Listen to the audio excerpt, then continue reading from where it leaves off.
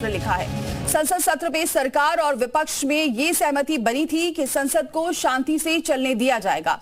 कल सहमति बनी, लेकिन कल फिर संसद में हंगामा खड़ा हो गया। शीतकालीन सत्र के छठे दिन भी संभल मुद्दे पर वाद पलटवार देखा गया। संभल मुद्दे की गूंज रही।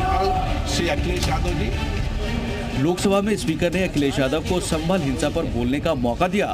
अखिलेश ने एक के बाद एक कई आरोपों की बौछार कर दी। समाजवादी पार्टी और बीजेपी सांसदों के बीच आर पार भी देखने को मिला।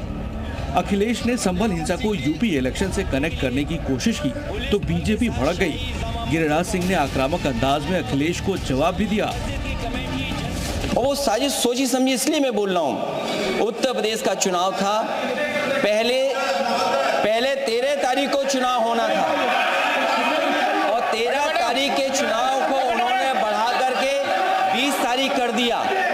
और इस जो घटना है मैं आपके सामने पढ़ना चाहता हूँ।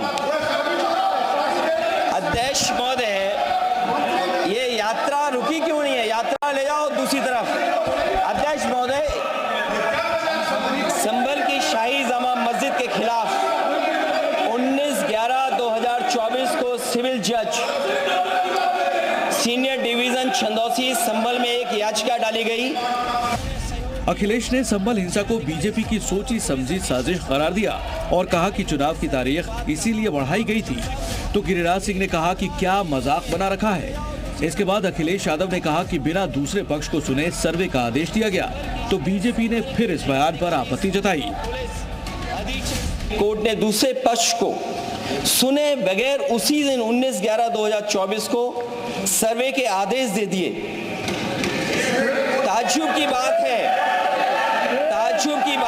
संभल के जिलाधिकारी संभल और पुलिस अधीक्षक संभल आदेश को पढ़े बगैर 2 घंटे के बाद सर्वे के लिए पुलिस बल के साथ शाही जामा मस्जिद पहुंच गए।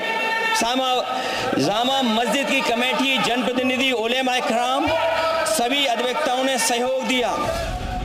अखिलेश यादव ने संभल का मुद्दा उठाते हुए ये भी कहा कि वहाँ जो खुदाई की बात बीजेपी करती है, ये खुदाई हमारे देश के सौहार्द, भाईचारा और गंगा जमुनी तहजीब को खो देगा। अखिलेश के इस बयान ने क्लियर कर दिया कि सारी खुदाई एक तरफ और विपक्ष की वोट बैंक वाली पॉलिटिक्स एक तरफ। संसद में अखिलेश ने यह भी मांग की कि संभल का माहौल बिगाड़ने में याचिका दायर करने वाले लोगों के साथ पुलिस भी जिम्मेदार है। इनके खिलाफ हत्या का मामला चलना चाहिए।